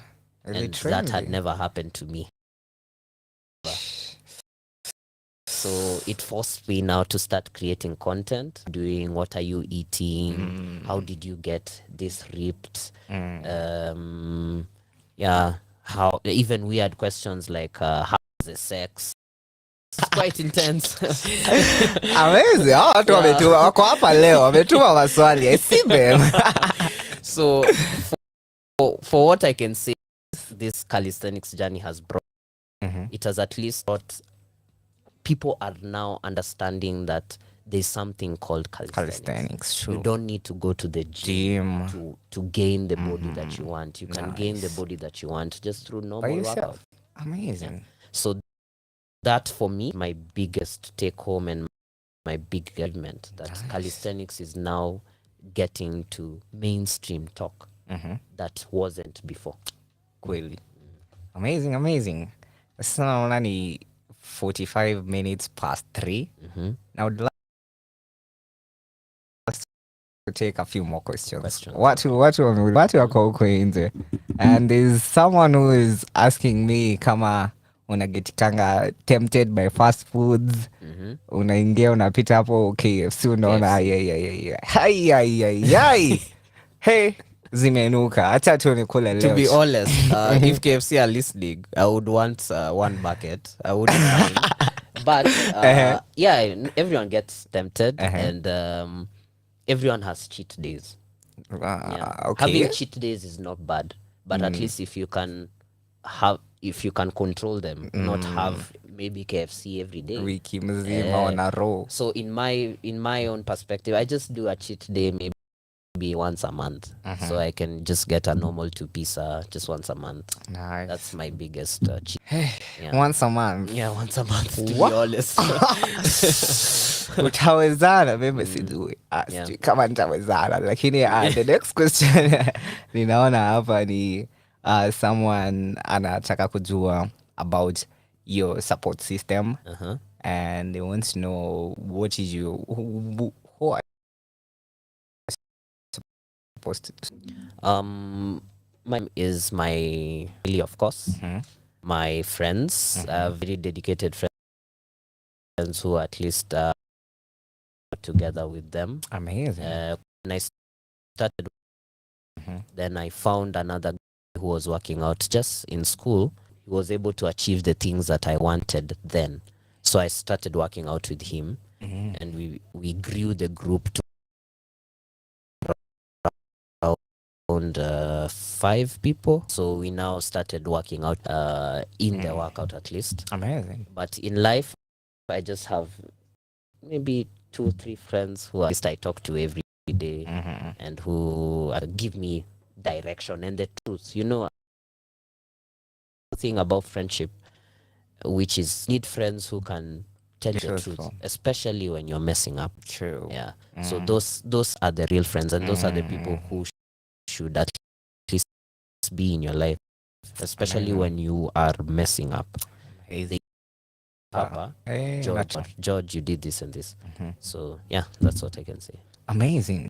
The next question, ninaona ni someone anataka kujua about how you transitioned from architecture to calisthenics, and was it hard?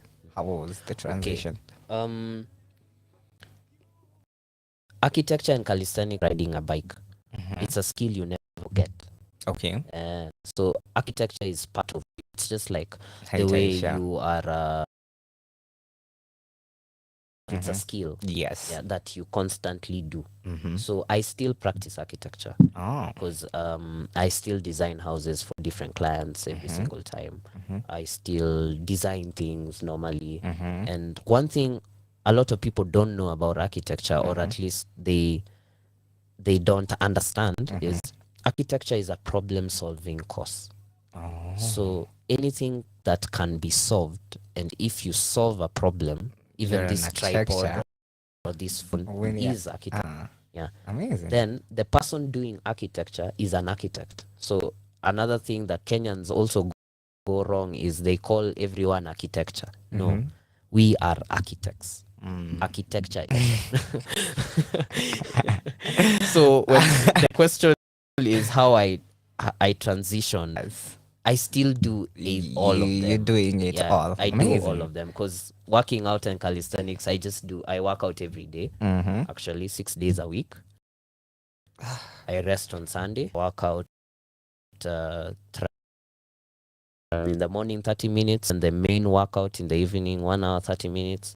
Then in the evening when I now get home, 30 minutes. Those are 2.5 hours. Give or take, yeah. Oh, amazing. At least 2. Hey, 2 a day. 2 hours a day. Wow. Bro, that's a commitment like no other. Yeah, I try. Where? Hey, mimi the workout I do, mimi at least naweza sema mimi nafosia yangu na watu wa team because football lazima ukifika hapo kwanza kimbio lap, you must do that. Yes, ndo kuna gas. So say hey, kwangu kai. Hey, that's the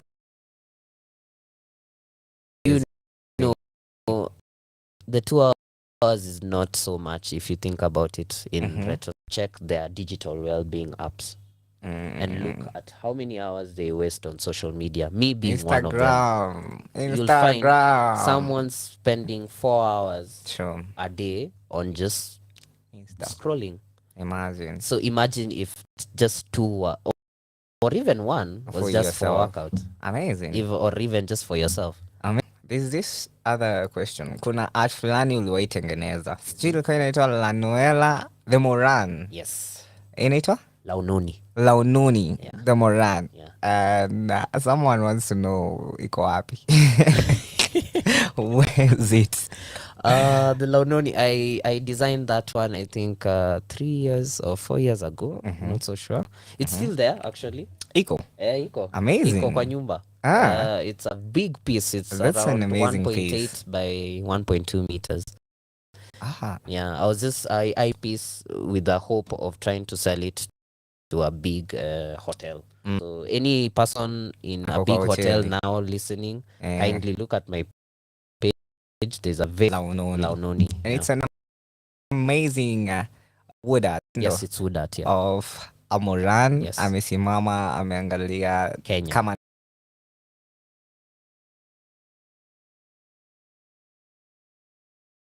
of a place, at least from in Samburu. So the idea was it was just that we were trying to show that the Moran and architecture in itself is the protector of the architecture of Nairobi and Kenya. It's just a myriad of thought processes. Nice. Yeah.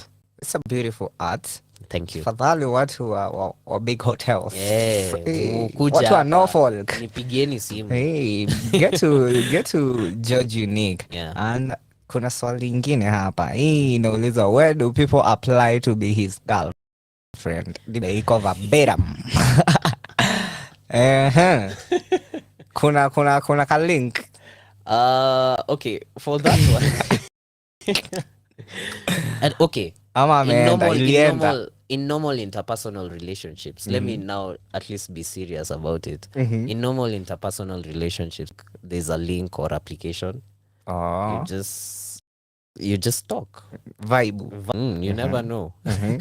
Tuma CV. Amesikia and watu wame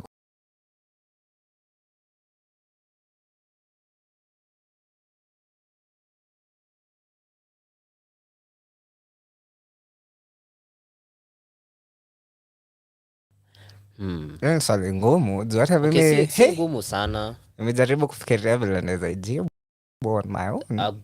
Something I look at. Okay. People really underestimate this thing that people say. For a guy like myself, I think men at most look for peace. Yeah, we know we don't care about whether you are successful or you. Yes, you have a beautiful body and all that, and you're beautiful. For me, at least at the moment now, peace is the only thing that matters to me. One thing I learn about marriage and girlfriends and what wanting people to marry as a man is something I realized from my parents when wamekuwa married for over 3 decades now, and the people close to me when wako in marriage mpya na zenye zimelast from my friends wenye nimeona their failed marriages, their second marriages, working together, bad marriages. I think for me, the one thing nikiambiwa ni summarize ni nini natafuta in a woman or a girlfriend, nizitaka that person mwenye ako 10 over 10 interested in me. Like for real, nimerealize mapero wetu hata hizi pinpoint, but if you want to have a relationship in a last as a man, see a woman as a man, that woman when you unataka akuwe 10 into you, asikuwe 8.5 ati jaribu kumsikizia, so unajaribu kumsikizia, asikuwe 9.5 akuwe 10 over 10, because nimekuwa 2 weeks nimekuwa na wazai sana, na realize that wanawake wao wanakuanga interested in what they do, like genuinely interested and they support them. Na when you get ukiuliza by the way uncle, sini ulikuwa na dem fulani alikuwa anaitwa Naomi, akasema aliniambia you know Naomi alikuwa na watu wengi, alikuwa na options. Alikuwa na options wengine but now this one now alikuwa na 10 over 10, 100%. Yeah. So for me to blame, but also on that, I think a lot of men put a lot of they put the bag on the woman. A relationship is for the direct pali inaenda. So when all these masculinity gurus say focus on yourself first, you know, it sounds like a very ambiguous concept and a very subjective thing. But to be honest, what to say is, if for example you have a business, focus on that thing. That's right. The woman will come. True. They gravitate to people who have the money. Because you find someone who doesn't have want but has a hot mama. And it's not the lady so the money. No, it's just that this guy is masculine enough and he's been able to build him. It's in mentally, physical, mental, money, vision. It's amazing. It's all a compilation of things. Amazing. Sasa, any other questions? Sasa tumefika zile maswali. All right. Zinaitangwa quick fire questions. Hata tuweke kakitu fulani tunaikanga hapo. Quick fire questions. We have George NDAMBUKI, Unique in the building. Na ninataka tu tuanze. We will start easy because quick fire questions inakwanga unajibu 1 tiki. Okay. So, I would want you uniambie about one person mwenye anakuinspire more than anyone else right about now. Elon Musk. Ooh, amazing. Umse anaenda Mars. Umse anataka our generation's humanity go extinct. Yeah. That's big. Even not because of all those big things. He had the thought process of dreaming something that crazy, yes, and went ahead and tried. Now he's kind of doing it. Yes. So that is the most inspiring thing for me. Nice, amazing. The second question I would want to know is, what is the very first thing unafanyanga when you wake up? The first thing that I do when I wake up is I drink water, then I stretch, then I work out. Amazing. The third quick fire question, I would want to know kama wewe you're a spiritual person, I'm a religious person. A difference. Yes. Moja ni kuna ile spiritual ni personal, ile unajiambianga unasomanga mpaka Quran, unachukua several lessons from everywhere, and then there is the religion and or you follow one certain doctrine. All right, I believe I'm maybe a spiritual person. Yeah. What kind of spiritual practices are doing in meditation?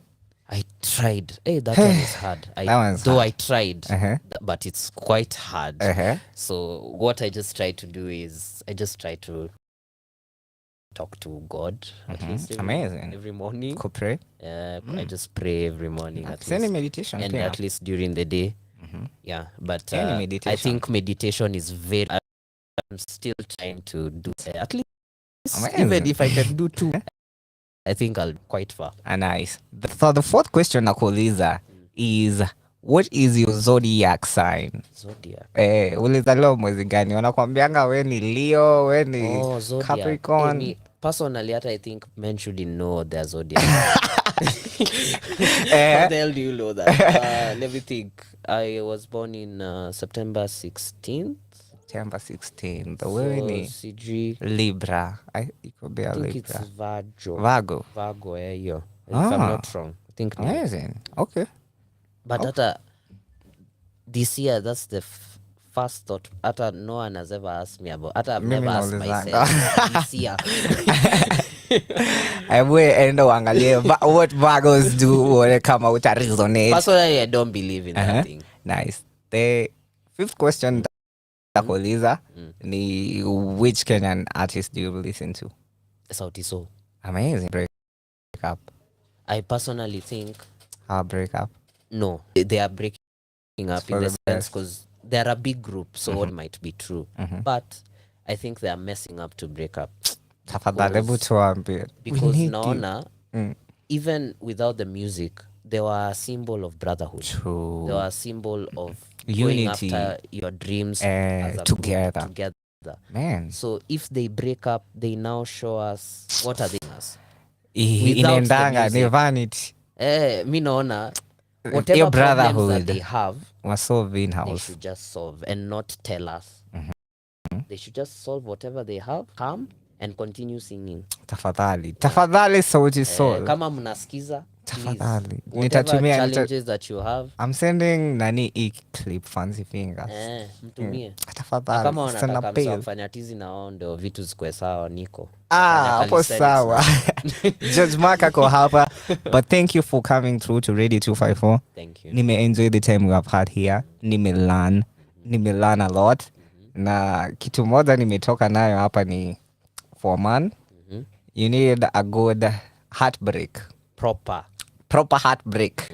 Ndo ukuje back to reality. Yes. Uanze face things as a mature individual. Yeah. And I would want you to patie tu kitu tuambie. I normally tell people when given the opportunity is kindly fight for your dreams viciously. Like talk about whatever you're doing with all the passion that you have. Because you never really know who's listening. Amazing. And you never really know who you're inspiring. And you might, during that whole process, you're also inspiring yourself to continue with this journey. Because it gets hard at some point and you want to give up. I always want to give up, but I always push myself to, because I have a bigger vision that I need to achieve. So please, guys, people who are listening, fight for your dreams viciously. Because there's a day they will fight for you too. Amazing. It has been one awesome interview with Judge Mark NDAMBUKI. Na the last thing nataka utuambie ni find you after here. All right.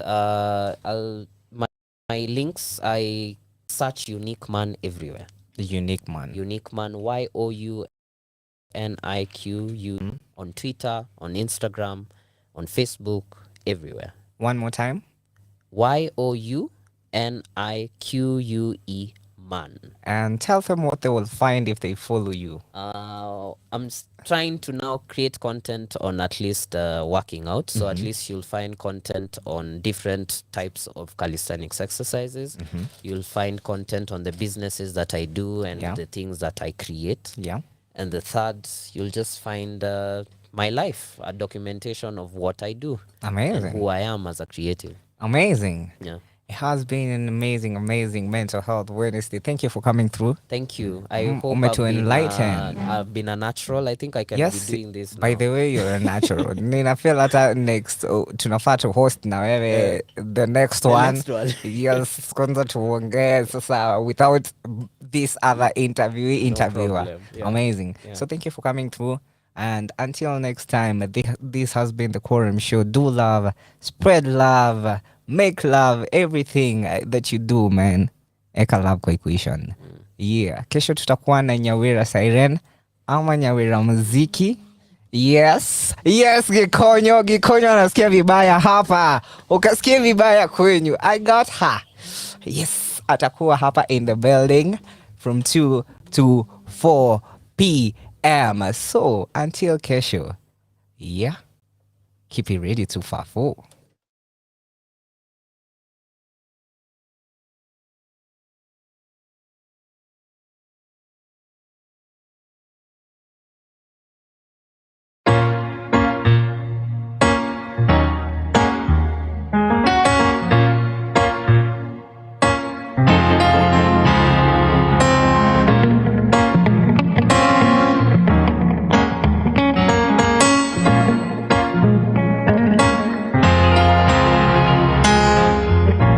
When I first saw you, figured God took time in you. And when you touched me, I swore that you were the one. But then you kissed me, now that was heaven and earth. You know you made what I can, but I didn't know you'd be the death of me. Then you came around and called me a black Cinderella. Took me a while to see that, say it in your face, but that umbrella is down and I see your face now. You thought you'd break me, but no, baby, no. Need me to listen to see Janguka, can't you see? Now good to listen, so go and good girl. I will pick up my pieces and rise again. Good to listen to see Janguka, can't you see? Said I will rise again. I will pick up my pieces and I negro man.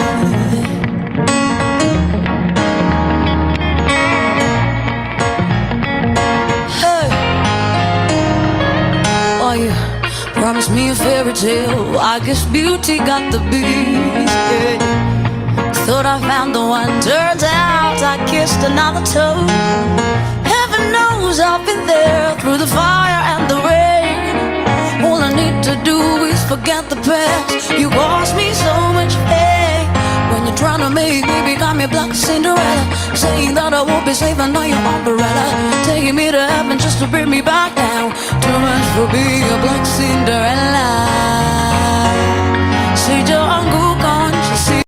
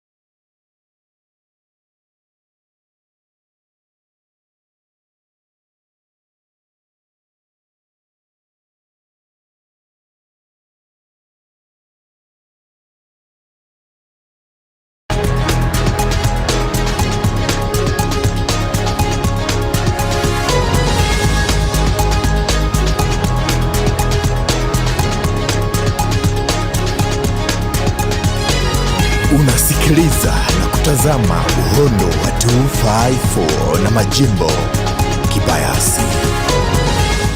Naam, ahlan wa marhaba msikilizaji, naizungumzia ikiwa ni saa 10:11 juu ya alama masaa ya Afrika Mashariki, na kumbuka kwamba unasikiliza radio nambari 1 kwenye mtandao yenye vipindi uhondo na taarifa za kuaminika, radio ya 254. Karibu katika uhondo wa 254 jioni ya leo. Jina langu ni Majimbo Kibayasi.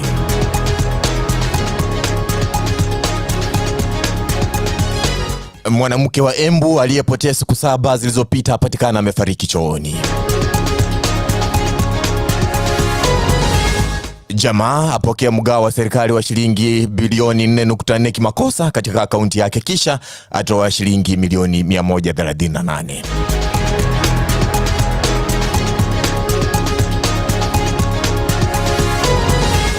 Karibu msikilizaji kwa taarifa kwa utondoti. Wakenya wanaosafiri kwa magari ya matatu kuanzia leo Jumatano wanahisi makali ya sheria mpya ya fedha ya mwaka 2023 baada ya chama cha wenye matatu cha Kenya MOA kutangaza kuongeza kwa nauli kote nchini.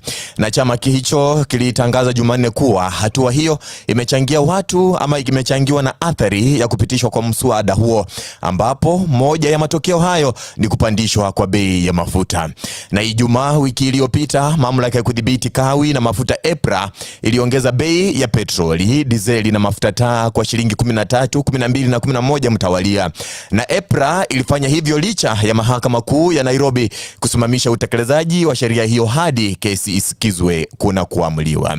Na kwa sasa bei ya lita moja ya petroli, dizeli na mafuta taa ni shilingi 195, 179 na 173 mtawalia jijini Nairobi na maeneo mengine nchini. Na kutokana na hatua hiyo, Wakenya wanaokaa na kufanya kazi jijini Nairobi au viungani mwake watalazimika kuongeza nauli wanayolipa kwa sasa kwa kati ya shilingi 10 na shilingi 30. Kwa wale wanaosafiri kutoka jijini hadi katikati mwa kaunti jirani kama Kajiado, Machakos, Murang'a na Kiambu, nauli zao zitaongezwa kwa kati ya shilingi 20 na shilingi 50. Na katika eneo la Pwani, wananchi wanaosafiri kutoka jijini Mombasa hadi katikati maeneo mwa Voi, Malindi, Ukunda, Kilifi, Lamu, Tana River, Wundanyi na Mwatate, nauli zitaongezwa kwa kati ya shilingi 30 na shilingi 70. Na katika eneo la Nyanza linalojumuisha njia za kutoka Nairobi, Kisumu Nairobi, Nairobi Homa Bay, Migori Nairobi na Nairobi Kisii,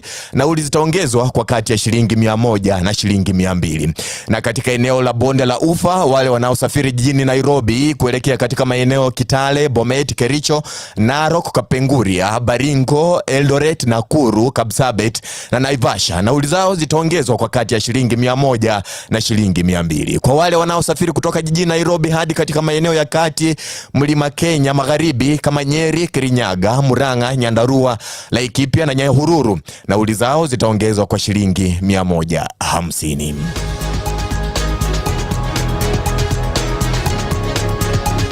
Na msikilizaji, tukiachana na hayo ya EPRA, ni kwamba mwanamke wa Embu aliyepotea siku 7 zilizopita apatikana amefariki chooni. Josephine Karima Simon alipatikana amefariki katika kituo cha St. Mary's CWA baada ya kupotea, na hivyo kusababisha kukamatwa kwa mlinzi wa eneo hilo. Na wasiwasi umetolewa kuhusu mazingira ya kazi ya pekee ya Karimi katika eneo hilo bila usalama wa kutosha. Na babake alidai kuwa mlinzi alimdhulumu Karimi kimapenzi na alipokataa akamuua. Na wiki moja iliyopita Karimi aliripotiwa kupotea, na jitihada za kukata tamaa za familia yake hazikuleta matunda. Vivyo hivyo wakaweka ripoti hizo mtandaoni na hata kanisani. Na nikimnukuu babake Simon Kivuti akiongea na shirika la Tuko, alisema ya kwamba tuliamua kuhusisha idara ya uchunguzi ya DCI kutusaidia na kesi, na tukagundua kuwa mwanamke huyo alipatikana amefariki katika eneo la CWA Kirinyaga huko maeneo ya Runyenjes. Na baada ya kuteuliwa kushika nafasi ya usekretari ikiwa ni tarehe 19 Juni, Karimi alijikuta katika eneo hilo la kufanya kazi la kituo hicho akiwa na mlinzi na mtunza bustani pekee. Na bila shaka babake mwenye huzuni anashuku kuwa jamaa huyo huenda kutaka urafiki na mwanawe, lakini alipokataa mshukiwa alimuua. Na vilevile babake Karimi alieleza kuwa kuna mipango ya mazishi ya msichana huyo mwenye umri wa miaka 24 Jumanne Julai ikiwa ni 11. Na mwishowe msikilizaji, kutia kikomo uhondo wa 254 jioni ya leo ni kwamba jamaa apokea mgao wa serikali wa shilingi bilioni 4.4 kimakosa katika akaunti yake, na akaweza kutoa milioni 138. Mwanamume mmoja ameshtakiwa kwa kosa la ulaghai kwa kutumia shilingi milioni 138 kutokana na makosa ya benki. Benki ilikosea kwa kuweka shilingi bilioni 4.4 kwenye akaunti yake kutokana na hitilafu ya mfumo. Na maafisa wa kikosi cha ulaghai walimkamata na kupata pesa taslim milioni 83 nyumbani kwake. Na benki hiyo iliweka kimakosa zaidi ya shilingi bilioni 4.4 kwenye akaunti yake, na akatoa takriban shilingi milioni 139 na kutumia kabla ya kunaswa, na hiyo ni kwa mujibu wa ripoti ya Jamaican Observer. Na polisi walisema kwamba Julian alitoa pesa kutoka kwa ATM na kununua vitu kwa kadi yake, na alifanya hivyo kati ya Novemba 18 na Disemba 1 mwaka jana. Na benki ilijaribu kurejesha pesa hizo kutoka kwa Julian, lakini hakutoa ushirikiano wowote, na walimripoti kwa kikosi cha udanganyifu, kitengo maalum cha polisi kinachoshughulikia uhalifu kama huu. Na maafisa wa kikosi cha ulaghai wakiongozwa na msimamizi mkuu Albert Grum walichunguza kisa hicho na kumkamata Julian. Pia walipata shilingi milioni 82 pesa taslimu nyumbani kwake. Na msikilizaji, habari hiyo ya ulaghai inatufikisha mwisho wa uhondo wa 254 jioni ya leo. Sijui ungekuwa wewe ungefanyaje? Serikali ikaweze kuweka pesa taslim bilioni 4.4 kwenye akaunti yako kimakosa, halafu tumie milioni 138, halafu je ukafungwe jela. Sijui maoni yako ni yapi, lakini Gikonyo mwenyewe ambaye anakuja kuenenda na wewe katika 254 drive mpaka mida ya saa 1 anasema ya kwamba yeye angetumia zote. Msikilizaji, tupatane mida ya saa 1 ndani ya kurunzi ya 254, lakini kwa sasa ni kuacha mikononi mwake Gikonyo the Captain ndani ya 254 drive. Kwa heri kwa muda, uniweke mahali pema rohoni.